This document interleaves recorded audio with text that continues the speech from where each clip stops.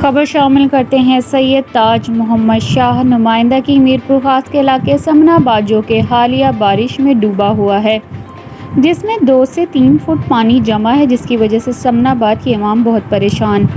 Dengue مچھر کی وجہ سے اور 10 بچے بیمار، 2 بچے فوت۔ میرپور خاص ڈی سی جناب زین العابدین اور بلدیہ میونسپل کمشنر شفیق صاحب نے جو پانی نکاسی کے لیے مشین دی ہے، تو اس مشین کا پائپ مشین میں موجود ہے۔ اس پائپ کے اندر کم سے کم 10 سے 12 جوڑ ہیں۔ اگر اسی طریقے سے کام جاری رہا تو یہ پانی کب تک نکلے گا؟